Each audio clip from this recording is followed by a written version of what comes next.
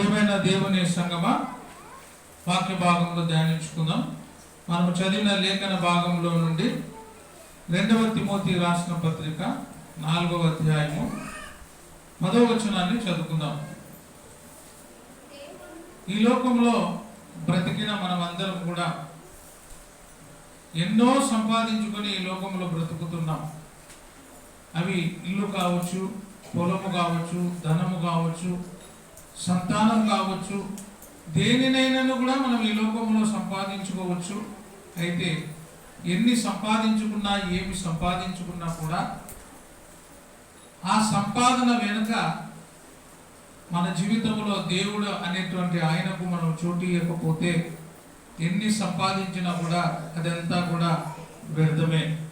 అందుకే జ్ఞాని అయిన ప్రసంగి తన జీవితంలో ఎన్నో సంపాదించుకున్న వాడు అయినప్పటికీ కూడా ఆయన చెప్తున్న మాట, నా జీవితంలో నేను ఎంతో సంపాదించుకున్నాను, కానీ ఇదంతా కూడా వ్యర్థము వ్యర్థము వ్యర్థము, సమస్తము కూడా వ్యర్థము అని చెప్తున్నాడు. ఈ లేఖన భాగంలో చూస్తే మనం చదివిన భాగంలో దేమ ఇహలోకమును స్నేహించి నన్ను విడిచి తెసలోనికకు వెళ్ళెను అనే మాట మనం చూస్తున్నాం. దేమ ఇహలోకమును స్నేహించి నన్ను విడిచి తెసలోనికకు వెళ్ళెను. దేమ అపోస్తుడైన పౌలుతో ఉండి అపోస్తుడైన పౌలుతో పాటు మరి సువార్త పని విషయంలో ఎంతగానో సహకరించిన వాడు దేమ. అయితే దేమ అంతకు పూర్వము లోకమును విడిచిపెట్టి లోకములో ఉన్న వాటిని ప్రేమించక వాటినన్నిటిని కూడా పెంట కుప్పతో సమానముగా ఎంచుకొని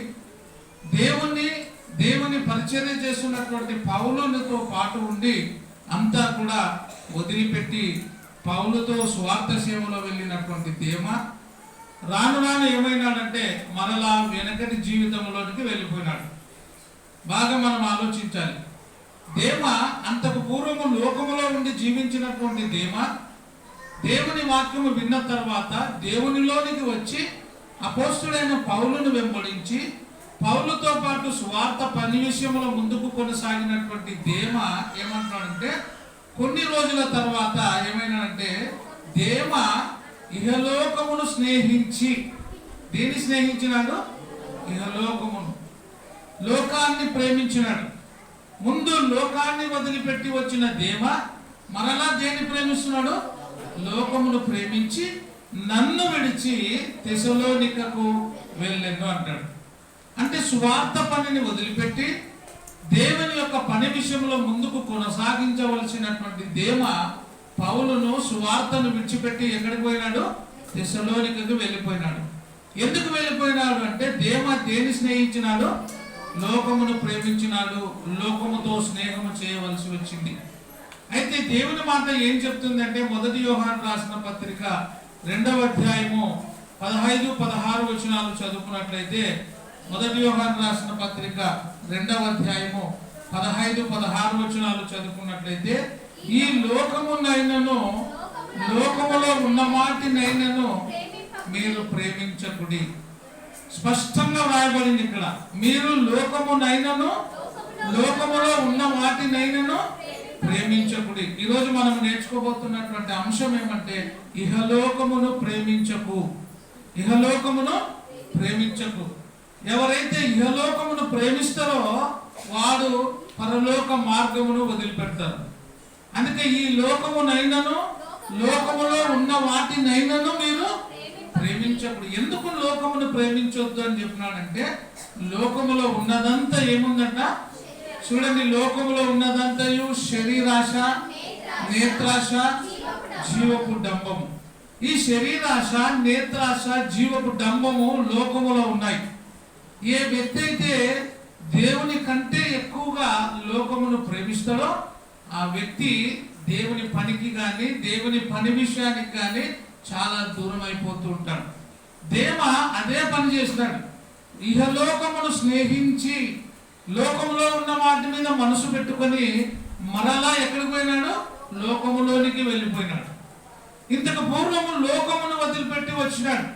సువార్త అపోస్తుడైన పౌలు బోధించిన సువార్తను విని క్రీస్తులోనికి చేర్చబడినటువంటి దేమ దేవుని పని విషయంలో సహకారిగా ఉన్నటువంటి దేమ ఇప్పుడు ఏం చేసినాడు? క్రీస్తును సువార్తను వదిలిపెట్టి లోకములోనికి వచ్చేసినాడు.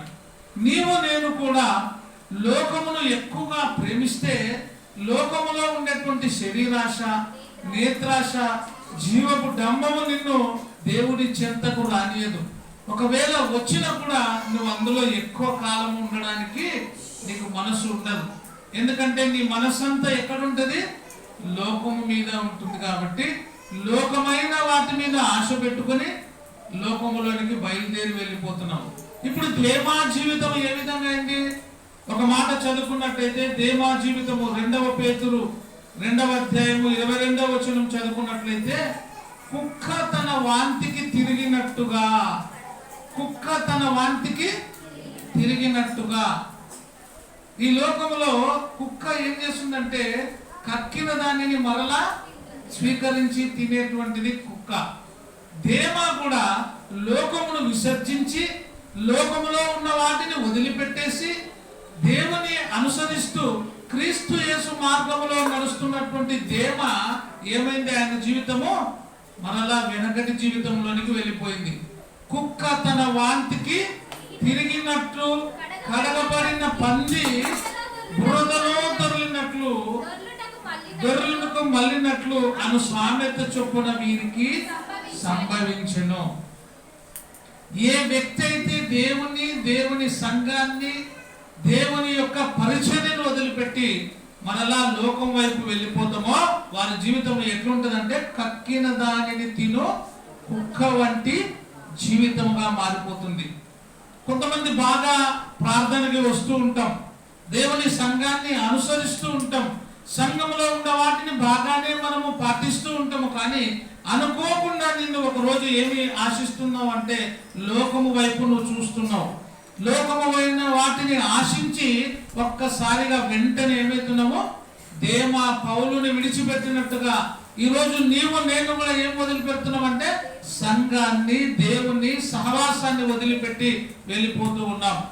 అందుకే దేవుని వదిలిపెట్టి తిరిగిన వాని మార్గం ఏమవుతుందంట అంటే ఒకని మార్గం వాని దృష్టికి యథార్థంగా కనబడును, తుదకి అది మరణానికి దారి తీస్తుంది. జాగ్రత్త.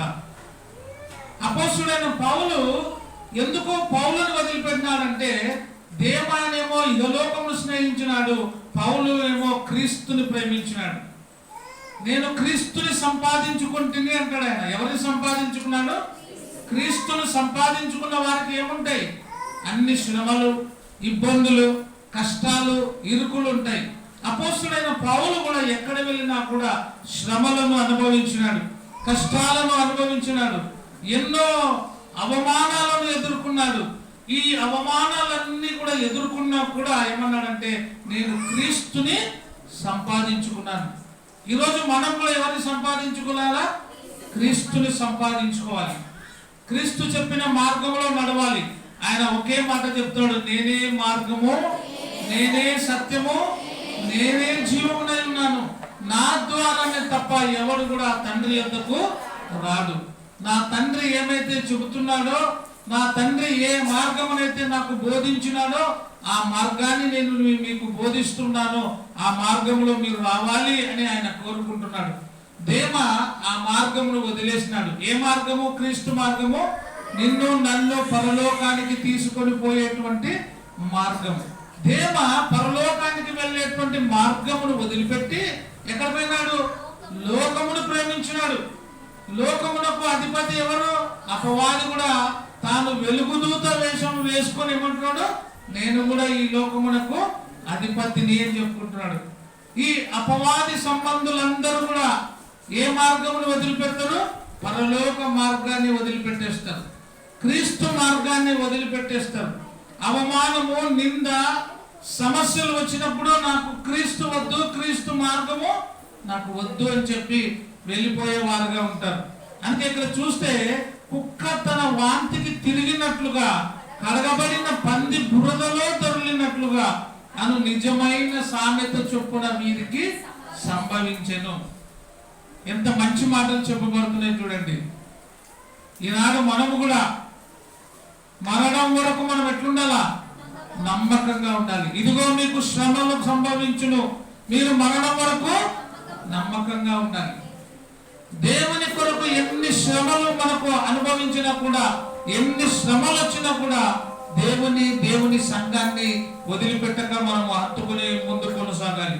మరి ఈ దేమ పౌలుతో కలిసి దేవుని పని చేస్తూ జత పనివాడుగా ఉన్నాడు. చూడండి, ఫిలెమోను రాసిన పత్రిక 23వ వచనం చదువుకుందాం. క్రీస్తు యేసునందు నా తోటి అయిన ఎపఫ్రా, నా తోటి ఖైదీ అయిన ఎపఫ్రా, నా జత పనివాడైన మార్కు, అరిస్తార్కు,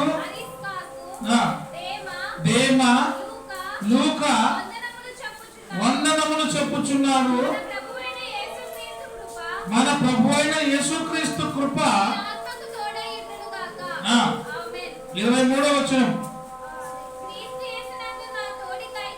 నా తోటి ఖైదీ అయిన ఎఫ్రా, నా జత పనివాడైన మార్కు, అరిస్తార్కు, దేమా.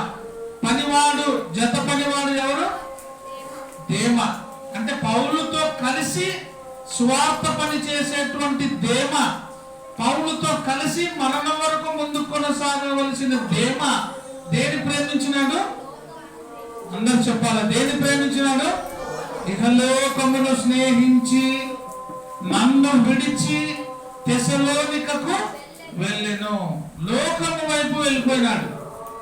లోకము ఎంతో ఆకర్షణీయంగా ఉంటుంది, అందుకే లోకమును ప్రేమించకూడదు. ఈ లోక అపవాది ఏం చేస్తుందంట? ఎవరిని మింగుదునా అని గర్జించు సింహం వలె తిరుగుతున్నాడు. జాగ్రత్త. అది నీవు కావచ్చు, నేను కావచ్చు.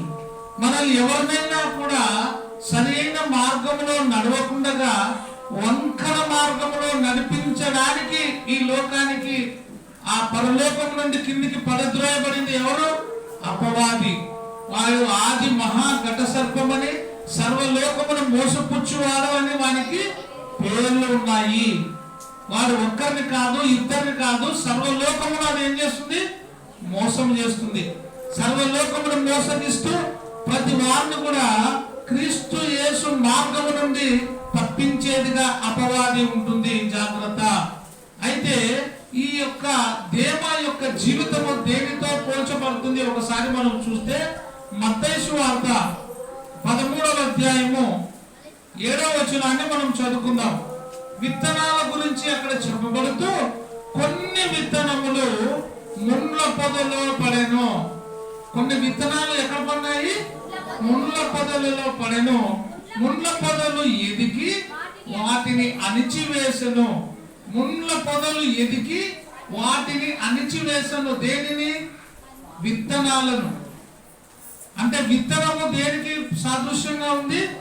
వాక్యమునకు సాదృశ్యంగా ఉంది. విత్తనము అనేటువంటి వాక్యము విత్తబడుచూ ఉంది, కానీ ఏమైతుంది? అది ఎక్కడ పడింది? ముండ్ల పొదల్లో పడింది. కాబట్టి ముండ్ల పొదలు ఎదిగి వాటిని అణిచివేసింది.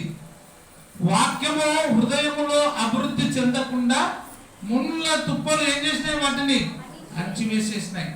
దేవా జీవితంలో కూడా వాక్యము అనేటువంటి ఈ యొక్క దేవుని మాట హృదయములో అభివృద్ధి కాకుండా ఈ ముళ్ళ చెట్లు ఏమైనవి? అణిచివేసేసినాయి. అవి ఏమేమి అంటే చూడండి, మత్తయి సువార్త 13వ అధ్యాయం 22వ వచనం. ముండ్ల పొదలలో విత్తబడిన వాడు వాక్యమును వినువాడే గాని, వాక్యమును బాగా వింటారు, బాగా వస్తారు, మొదట బాగా వస్తారు, బాగా వింటారు. ఏమైతుంది? వారిలో ఏం కలుగుతుంది? ఐహిక విచారము, ధనమోసము. ఆ వాక్యమును అణిచివేయును. ఏ వాక్యము? వాక్యం అనే విత్తనాన్ని అణిచివేస్తుంది. ఏది?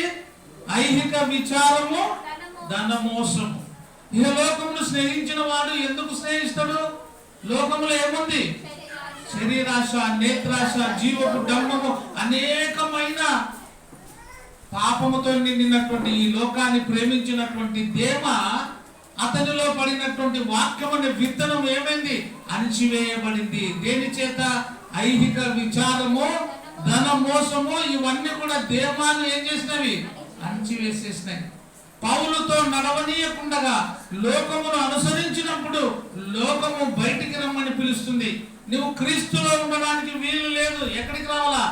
లోకమని నా వైపు వచ్చేసేయని అపవాది పిలిచినప్పుడు ఎవరైనా కూడా వెళ్ళిపోవాల్సిందే. అందుకే జాగ్రత్త కలిగి ఉండాలా. వాక్యమును మన హృదయములో ఫలింపజేసుకోవాలా.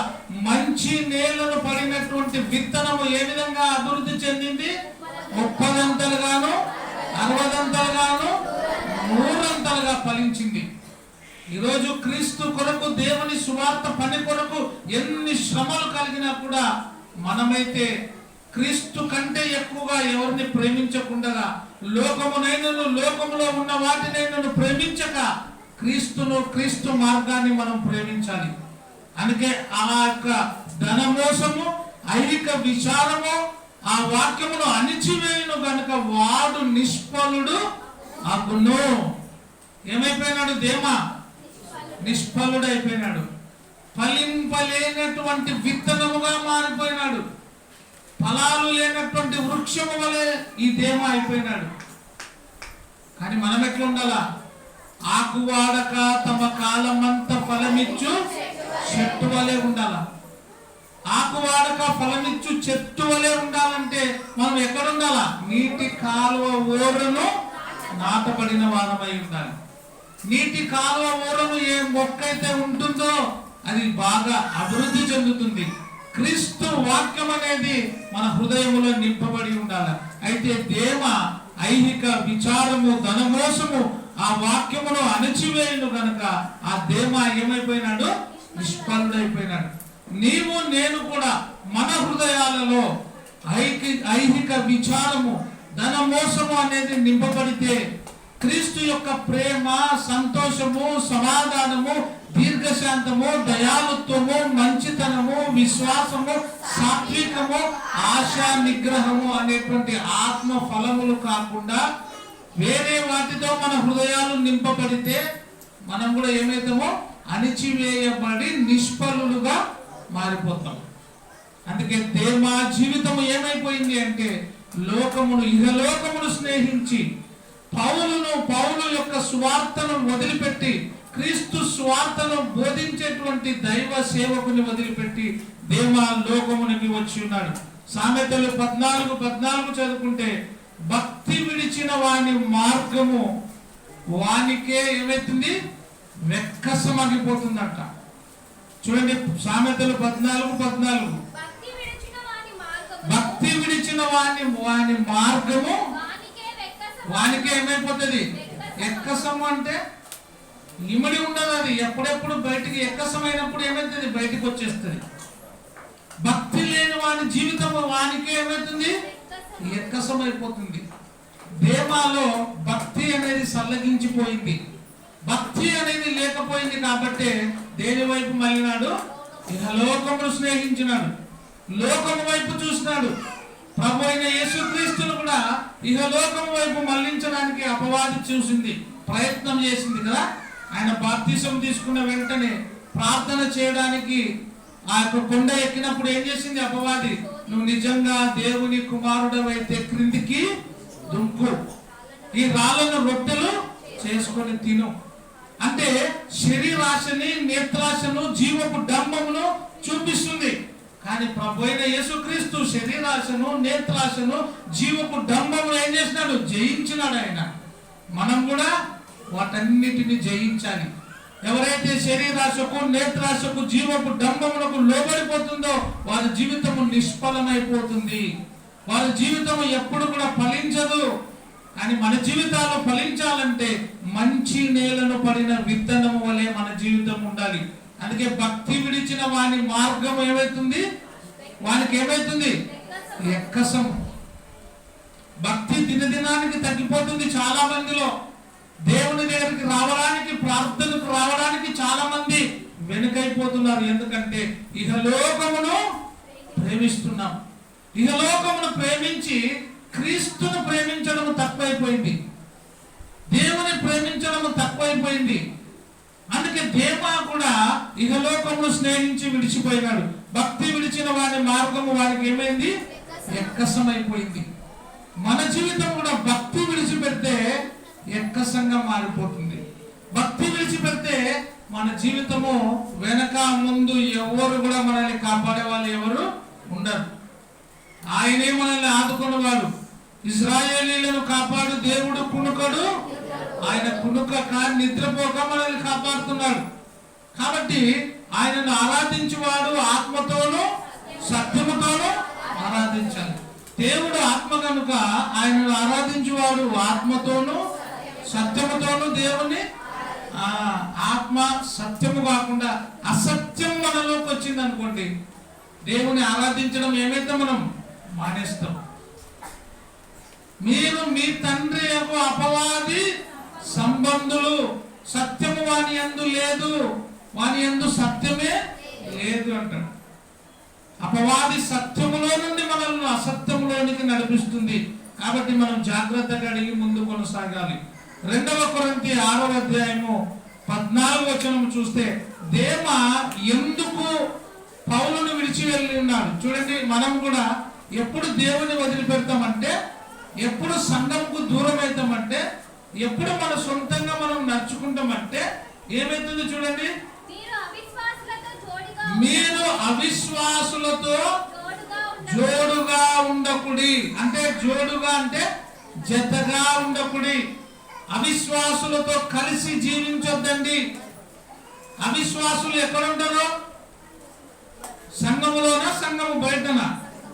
సంఘము బయట అవిశ్వాసులు ఉంటారు. లోకములో అవిశ్వాసులుగా ఉంటారు. దేవుని మందిరానికి వచ్చేవారు దాదాపుగా 100% ఎవరుంటారు? విశ్వాసులు, క్రీస్తుని ఎరిగిన వారు, తండ్రిని దేవుని మార్గంలో నడిచేవారు మాత్రమే ఉంటారు. అందుకే దేమ ఎప్పుడైతే ఇహలోకమును స్నేహించినాడో అప్పుడు ఏమైంది? అవిశ్వాసులతో జోడు. మీరు బాగా గమనించండి. ప్రార్థనకు వచ్చే వారి యొక్క జీవితము వేరుంటది, ప్రార్థనకి రాని వారి జీవితము వేరుగా ఉంటుంది.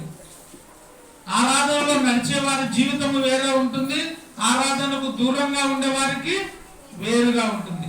క్రీస్తులో నడిచే వారికి, క్రీస్తులో లేని వారికి చాలా తేడా కనబడుతుంది. అందుకే ఇక్కడ ఏమంటాడంటే, మీరు అవిశ్వాసులతో జోడుగా జతగా ఉండకుడి. ఎవరితో అయితే జత చేస్తామో వాళ్ళ అలవాట్లు మనకు వస్తాయి. ఎవరితో అయితే బాగా కలిసి తిరుగుతామో వాళ్ళ బుద్ధులు ఖచ్చితంగా మనం కూడా నేర్చుకుంటాం.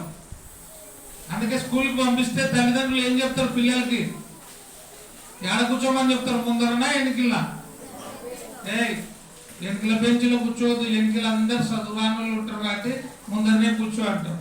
బాగా చదువచ్చే వాళ్ళు ఎంబడి తిరగాల చూడు. ఫస్ట్ మార్క్ ఎవరు వస్తుందో స్కూల్లో వాళ్ళతో పాటే నువ్వు కలిసి తిరగాల అని చెప్తుంటారు. దేవుడు కూడా ఏం చెప్తున్నాడు? దేవుడి గ్రంథంలో ఏం రాయబడి ఉందంటే, అవిశ్వాసులతో జోడుగా జతగా మీరు ఉండకుడి. నీతికి దుర్నీతికి ఏమి సాంగత్యము? ఏమైనా పొత్తుక ఉందా? నీతికి దుర్నీతికి. నీతి క్రీస్తుది, దుర్నీతి అపవాది. అపవాదికి క్రీస్తుకు ఏమి కూడా జోడు కుదరదు.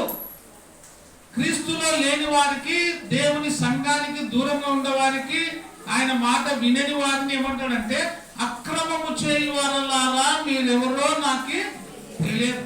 చాలా మంది ఆరాధనకు వస్తుంటారు, ప్రార్థన చేస్తుంటారు, కానీ ఎట్టుంటారంట, ప్రభువా ప్రభువా అని నన్ను పిలుచు ప్రతి వాడును పరలోక రాజ్యములో ప్రవేశింపడు, కానీ పరలోకమందున్న నా తండ్రి చిత్తము చేయవాడే ఎందులో ప్రవేశిస్తారంట? పరలోక రాజ్యములో. తండ్రి చిత్తము నెరవేర్చడానికి నేను ఈ లోకములకు వచ్చి ఉన్నాను అంటాడు. ఆయన తండ్రి చిత్తము నెరవేర్చడానికి వచ్చినాడు. కాబట్టి మనం కూడా తండ్రి చిత్తము నెరవేర్చడానికి వచ్చిన క్రీస్తుని మనం అనుసరించాలి. అప్పుడే మనం ఎక్కడ పోతాము? పరలోక రాజ్యములోనికి చేర్చబడతాం. ఆనాడు అందరూ నన్ను చూసి ఏమంటారు అన్నాడు ఆయన, నీ నామమున దెయ్యములు వెళ్ళగొట్టలేదా? నీ నామమున అద్భుతములు చేయలేదా? నీ నామమున అనేకమైన గొప్ప గొప్ప కార్యములు చేయలేదా అని అన్నప్పుడు ఆయన ఏమంటారంటే, మీరెవరో నాకు తెలియదు. ఈరోజు మనం కూడా గొప్ప గొప్పగా మనకు మనమే చెప్పుకోవచ్చు, కానీ క్రీస్తు యేసు మార్గంలో నడచకపోతే, ఆయన చిత్తము నెరవేర్చడానికి మనం ముందుండకపోతే మన జీవితము ఎప్పుడు కూడా వెనకబడి ఉంటుంది. అందుకే మీరు అవిశ్వాసులతో జోడిగా ఉండకుడి, నీతికి దుర్నీతికి ఏమి సాంగత్యము, వెలుగునకు చీకటికి ఏమి పొత్తు. ఏమైనా పొత్తు ఉంటుందా? వెలుగు చీకటి కలిసి ఒకే చోట ఉంటుందా? చెప్పాలా? అయ్యా మాకైతే ఉండదు, మీకు ఏమైనా ఉంటుందా? గుంటూరులో వెలుగు చీకటి ఒకటే తాను ఉంటుందా? విజయ్, వెలుగుండే చోట ఏముండదు, చీకటి ఉండదు. క్రీస్తు ఉండే చోట ఎవరుండరు, దుర్నీతికి ఎప్పుడు కూడా చోటు ఉండదు. నేను లోకమునకు ఏమై ఉన్నాడు అన్నాడు ఆయన. నేను లోకమునకు వెలుగును, నన్ను వెంబడించి వాడు చీకటిలో నడువక జీవపు వెలుగు కలిగి ఉండును. ఇప్పుడు దేమ ఏ వెలుగులోనికి పోయినాడు? జీవపు వెలుగుని వదిలిపెట్టి చీకటిలోనికి వెళ్ళిపోయినాడు. చీకటి శక్తులోనికి వెళ్ళిపోయినాడు. అపవాది క్రియలలోనికి వెళ్ళిపోయినాడు దేమ. ఈరోజు చాలా మంది పైకి మాత్రం వస్తుంటాం, దేవుని ఆరాధించడానికి వస్తుంటాం, ఒక్కసారిగా టక్కున మానేస్తాం.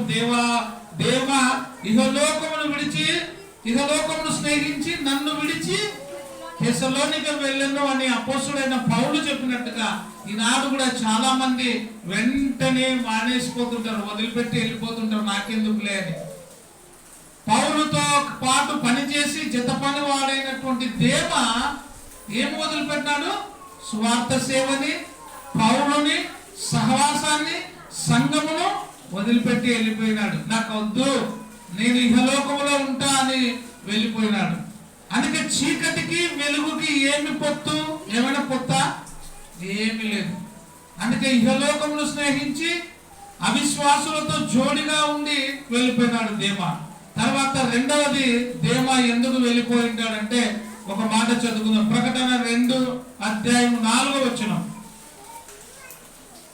అయినను మొదట నీ కుండిన ప్రేమను నీవు వదిలితివి. మొదట ఉండిన ప్రేమ ఏమైంది? వదిలిపోయింది. మొదట ఉండిన ప్రేమ, క్రీస్తులో మొదట ఉండిన ప్రేమ ఏమైంది? వదిలిపోయింది. క్రీస్తుని మొదట ఆరాధించినంతగా ఇప్పుడు ఆరాధించడం లేదు. ఎందుకంటే మనం చదువుతాం కదా, ముళ్ళ చెట్లలో పడినటువంటి ఆ విత్తనం ఏమైంది? అది బాగా మొలుస్తుంది, కానీ అది ఎంత పెరగాలన్నా కూడా పైన ఏముంది?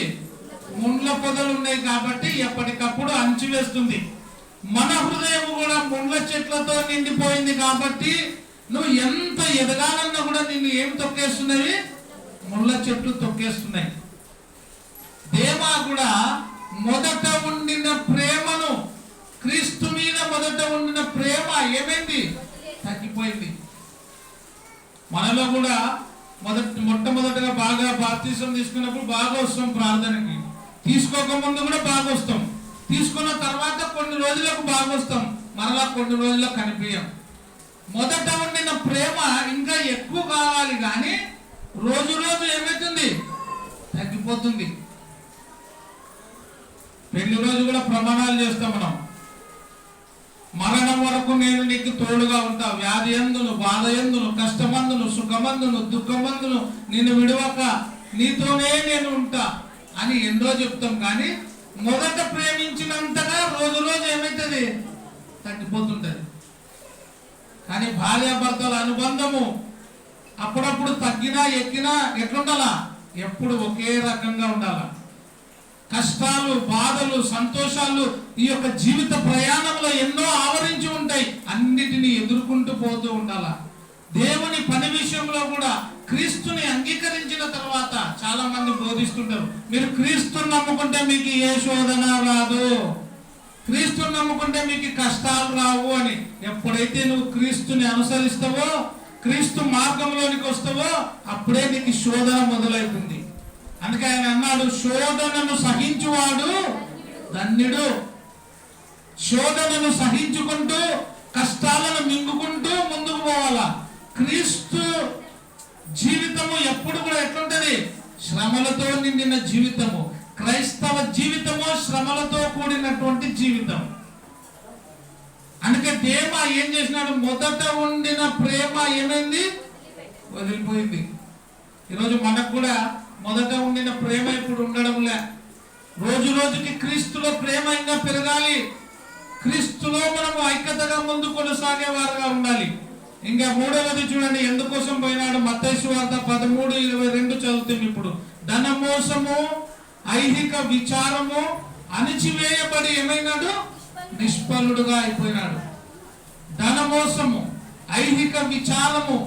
చాలా మందిలో విచారముతో కూడిన వారుగా ఉంటాం. కానీ క్రీస్తు ఏం చెప్తున్నాడు?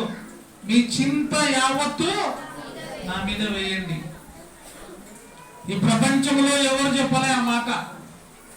మీరు దేనికి కూడా భయపడొద్దండి, మీ చింత, మీ కష్టము మొత్తం నా మీద వేయండి. ఎవరైనా చెప్తారా? కానీ ఆయన అంటాడు, ప్రయాసపడి భారము మోసుకొనుచున్న సమస్త జనులారా నా యొద్దకు రండి, నేను మీకు విశ్రాంతి ఇస్తా. మీ చింతలన్నీ నా మీద వేయండి, మీ భారము నేను తీసివేస్తా, మీ కష్టాన్ని నేను తీసివేస్తా. మీకు కష్టం వచ్చినా నేను మీకు తోడుంటా. అందుకే ఆయన అన్నాడు, పాట పాడమన్నాడు, ప్రార్థించమన్నాడు. పాట పాడి ప్రార్థిస్తే నీ పక్కనే ఉంటాడు ఆయన. దేమ ఇవన్నీ కూడా రుచి చూసినాడు, కానీ వెంటనే ఏమైనాడు?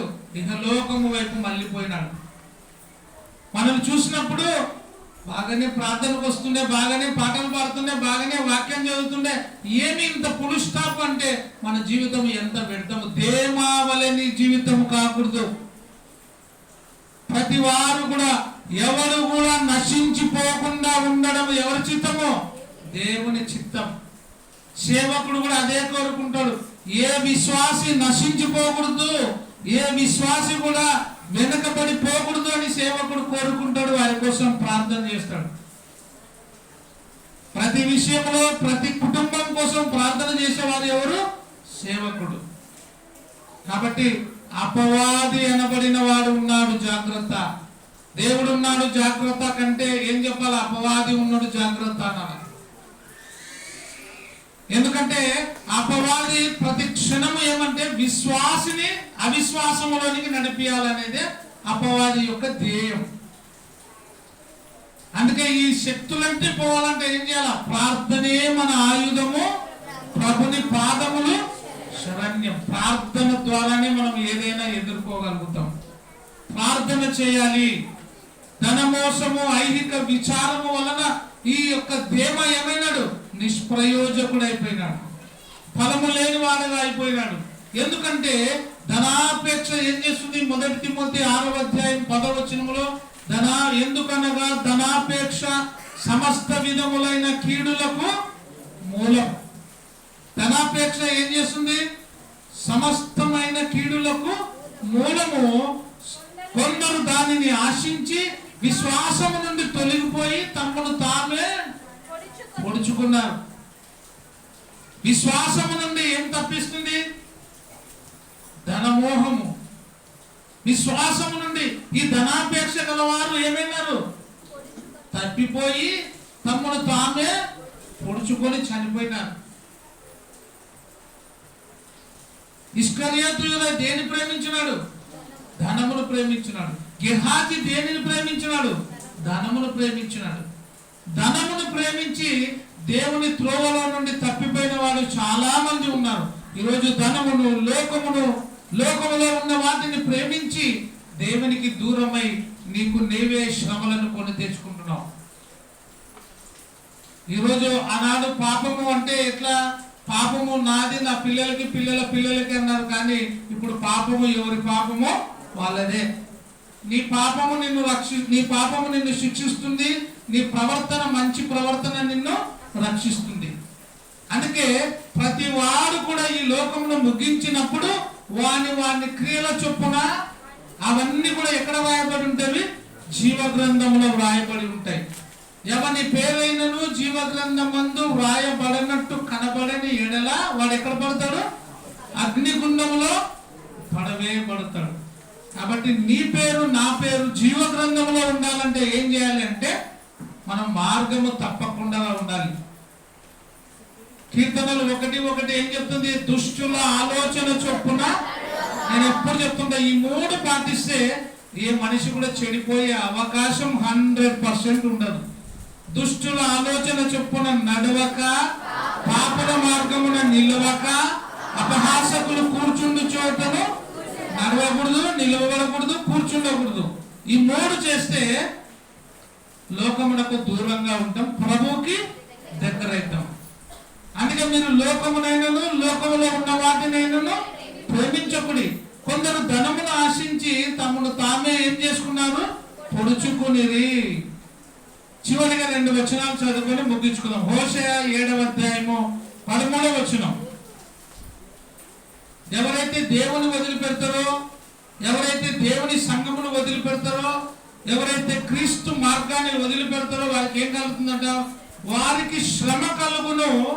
వారు నన్ను విసర్జించి, చూడండి, వారు నన్ను విసర్జించి విడిచిపెట్టి తప్పిపోయి ఉన్నారు. దేవుని విసర్జిస్తే తప్పిపోతాం. ఎందుకు తప్పిపోయినారయ్యా అంటే వాళ్ళు ఎవరిని విసర్జించినారు? ఈరోజు సంఘానికి రావడం లేదు, ప్రార్థనకి దూరమైనవంటే నన్ను కాదు నువ్వు అసహించుకున్నది. ఎవరిని? దేవుని అసహించుకున్నావు. నీవు దేవుని విసర్జించి నన్ను విసర్జించి వాళ్ళు ఏమైనారు? తప్పిపోయినారు. తప్పిపోయిన వాని పరిస్థితి ఏమి? లూకా సువార్త 15వ అధ్యాయం మనం చదువుకుంటే, కుమారుడు తండ్రి దగ్గర నుంచి దూరంగా వెళ్ళిపోయినాడు, తప్పిపోయినాడు. వానికి ఏ పరిస్థితి ఇచ్చింది? పందుల పొట్టుతో కడప నింపుకునే కోరేను కానీ అది కూడా వానికి దొరకలే. ఈరోజు నీవు కూడా సంఘం నుంచి తప్పిపోతే, దేవునికి దూరం అయితే, ఇహలోకమును ప్రేమిస్తే, దేమావలే నువ్వు పౌలును విడనాడిపోయిన దేమావలే నీ జీవితం ఏమవుతుందంటే ఎక్కడ పోతుంది? నరకానికి తీసుకొని పోతుంది. తప్పిపోయిన కుమారుడు ఎక్కడ పోయినాడు? పందుల దగ్గరికి పోయినాడు. తండ్రి దగ్గర ఎన్నో ఆశీర్వాదాలు ఉన్నటువంటి ఆ కుమారుడు దేని కోరుకున్నాడు? ఇహలోకమును స్నేహించి వెళ్ళిపోయినాడు. ఇహలోకములో ఏముంది? శరీరాశ, నేత్రాశ, జీవపు డంబము అన్ని అనుభవించి ఆయన అంటున్నాడు, నాకు ఇక్కడ నెమ్మది లేదు, నేను మరలా ఎక్కడికి పోవాలా? నా తండ్రి దగ్గరికి పోతేనే నాకు సంతోషం. ఈరోజు నీవు కూడా మళ్ళా దేవుని దగ్గరికి రావాలి, వస్తేనే నీకు సంతోషం. నువ్వు రాకుండా నువ్వు నీ ఇష్టం వచ్చినట్టు తిరిగితే, తన ఇల్లు విడిచి తిరుగువాడు ఎవరంతా గూడు విడిచి తిరుగు పక్షితో సమానుడు. కాబట్టి సంఘాన్ని, దేవుని సహవాసాన్ని వదిలిపెడితే, మనకి ఇష్టమైనట్టుగా మనము బ్రతికితే మన జీవితము దీవెనకరంగా ఉండదు. ఈ కుమారుడు మరలా వెళ్ళాలనుకున్నాడు తండ్రి దగ్గరికి, కానీ ఎవరిగా పోవాలనుకున్నాడు? కుమారునిగా కాదు. నేను నా తండ్రి దగ్గర అనేకమైన పనివారు ఉన్నారు, ఆ పనివారిలో నేను ఒకనిగా పోవాలి అని అనుకున్నాడు. నీవు పనివాడుగా అనుకున్నా నీ తండ్రి నిన్ను ఎప్పుడు పనివాడుగా అనుకోడు. నా కుమారుడు మరలా వస్తాడు. ఇహలోకము స్నేహించి వెళ్ళిపోయిన కుమారుడు ఎప్పటికైనా నా దగ్గరికి మరలా వస్తాడని చూస్తున్నాడు. ఈరోజు నీ తండ్రి కూడా 2 చేతులు చాపి పిలుస్తున్నాను నిన్ను. తప్పిపోయిన కుమారుడా, కుమార్తె, నువ్వు నా దగ్గరికి మరలా వచ్చేసాయి. ద్వారములు నీ కోసం తెరవబడి ఉన్నాయి. ఇదిగో హృదయం అనే తలుపు వద్ద నేను నిలబడి తట్టుచున్నాను. ఎవరైతే నా స్వరము విని వాడు తలుపు తెరుస్తాడో వానితో నేనును, నాతో కూడా వాడును కలిసి భోజనము చేయను. నీకు గొప్ప అవకాశాన్ని దేవుడు మరలా ఇస్తున్నాడు. నువ్వు మరలా దేవుని దగ్గరకు వస్తే ఆశీర్వదించబడతావు. అందుకే వానికి శ్రమ కలుగును, వాడు నన్ను విసర్జించి తప్పిపోయి ఉన్నాను, వారికి ఏం కలుగుతును? నాశనము కలుగును. చూడండి, తప్పిపోతే, విడిచిపెడితే, వెళ్ళిపోతే ఏమైతుంది? మనకు దీవెన రాదు. దేమా తప్పిపోయినాడు, విడిచిపెట్టినాడు, వెళ్ళిపోయినాడు. దీవెనలు ఏమైనాయి? కోల్పోయినాడు. కాబట్టి ఈరోజు నీవు నేను కూడా తప్పిపోతే, విడిచిపెడితే, వెళ్ళిపోతే ఆశీర్వాదాలు పోగొట్టుకుంటావు. తప్పిపోయిన కుమారుడా, తప్పిపోయిన కుమార్తె, నువ్వు మరలా రావాలని క్రీస్తు కోరుకుంటున్నాడు. ఆయన చేతులు చాపుతున్నాడు, పిలుస్తున్నాడు, నా దగ్గరికి రా, నేను నీకు విశ్రాంతి అనుగ్రహిస్తా. చివరిగా హెబ్రీయులకు రాసిన పత్రిక 3వ అధ్యాయము 12వ వచనం. సహోదరులారా, అయ్యలారా, సహోదరులారా, నేను మీతో తెలియజేయనిది ఏమనగా, ఏమన్నాడు? జీవము గల దేవుని, ఎవరిని? జీవము గల దేవుని విడిచిపోవునట్టు విశ్వాసము లేని దుష్ట హృదయము, విశ్వాసము లేని ఏ హృదయము? దుష్ట హృదయము. ఎంత మంచి మాట కదా! విశ్వాసము లేని ఏ హృదయము? అందుకే మొదట చదువుతుంది, అవిశ్వాసులతో ఏముండకూడదు, జోడిగా మీరు ఉండకూడి.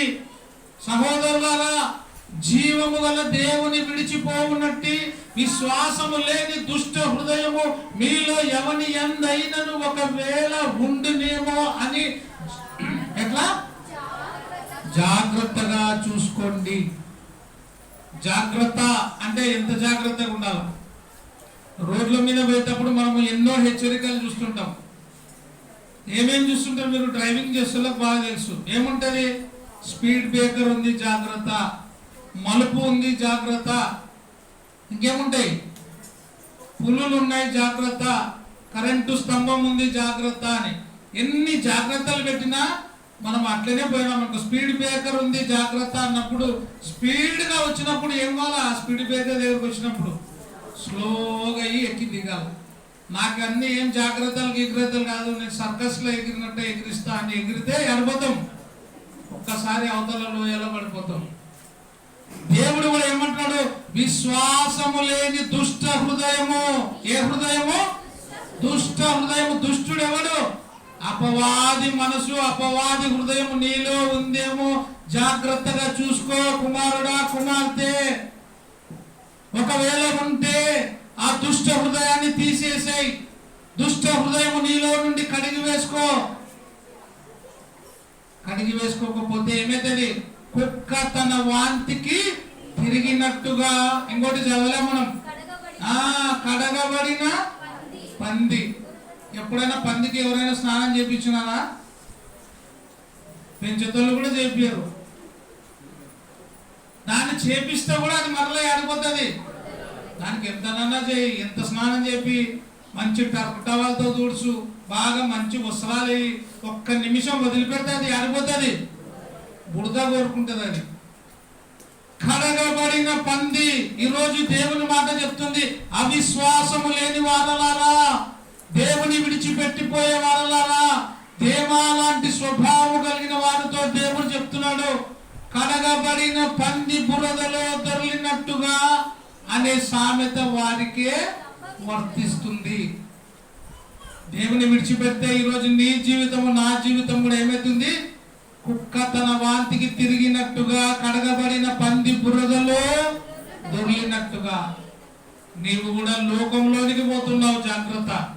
అందుకే జీవము గల దేవుని విడిచిపోవునట్టు విశ్వాసము లేని దుష్ట హృదయము మీలో ఎవని ఎందైనను ఒకవేళ ఉందేమో అని జాగ్రత్తగా, మనలో కూడా ఉందేమో అని పరీక్ష చేసుకోవాలా. నేను కూడా విడిచిపెడతానా? నేను కూడా దూరం అవుతానా? ఒకవేళ నాలో కూడా అపవాది స్టార్ట్ అయిందా అని చూసుకోవాలా. అపవాది స్టార్ట్ అయితే దాన్ని ఏం చేయాలా? తీసేసుకోవాలా లోపల నుండి. తీసుకోకపోతే ఏమవుతుంది? ఒక కాలు ఎప్పుడైనా చెడుగు పట్టింది అనుకోండి, దాన్ని ఏం చేయాలా? కొంచెం ఉన్నప్పుడే నిర్లక్ష్యం చేసినాం అనుకోండి, అది రోజు రోజుకి ఏమవుతుంది? ఎక్కువ ఏమవుతుంది? చిన్న ముళ్ళు గుచ్చుకున్నప్పుడే తీసేయకుంటే కాలు తీసేయాల్సి వస్తుంది. కాబట్టి ఇక్కడ చక్కని మాట చెప్తుంది, మీలో ఎవని ఎందైనను. ఇది నా మాట కాదు, దేవుని మాట. ఎవరిలో? మీలో. ఇక్కడ చేరిన వారైతేమి, దూరంగా ఉన్నవాడైతేమి, పరలోకంలో ప్రపంచంలో ఎక్కడున్నా కూడా దుష్ట హృదయం గలవాడు ఎవడైనను ఒకవేళ ఉండునేమో అని జాగ్రత్తగా. పరలోకంలో కూడా అంటే కదా, పరలోకంలో కూడా దుష్ట హృదయం ఉందా అంటే అపవాది ఆడున్నాడు మొదట పరలోకంలోనే. కానీ వాడి హృదయం ఎట్టుంది? దుష్ట హృదయం. వాడు దుష్టుడు. అందుకే అక్కడి నుండి దేవుడు ఎక్కడ పడేసినాడు? కింద వచ్చి పడింది. కింద కూడా ఊరుకుందా? అపవాది అని, ఆది మహా ఘట సర్పం అని పేరు గల వాడు ఏం చేస్తున్నాడంట? అది సర్వలోకమును మోసపుచ్చుచు ఎవని మింగుదునా అని తిరుగుతున్నాడు. జాగ్రత్త. కాబట్టి అది ఎవని మింగుతుందో తెలియదు. ఎవరిని అవిశ్వాసిగా మారుస్తుందో తెలియదు. కాబట్టి నీకు నీవే జాగ్రత్త కలిగి ముందు కొనసాగాలి. దేమా వలె ఇహలోకంను విడిచిపెట్టక పౌలు వలె జీవిత కాలం అంతా కూడా క్రీస్తు కొరకు శ్రమపడి బ్రతకాల, క్రీస్తు కోసమే చావాలా. అపోస్తుడైన పౌలు అదే అన్నాడు, నా మటుకైతే బ్రతుకుట క్రీస్తే, చావైతే అది నాకు లాభం. ఈరోజు చనిపోయినా మన మరణము విలువైనదిగా లాభకరంగా ఉండాలంటే క్రీస్తు యేసులో ఉండి ముందు కొనసాగుదాం. అందరికీ వందనాలు. Thank you.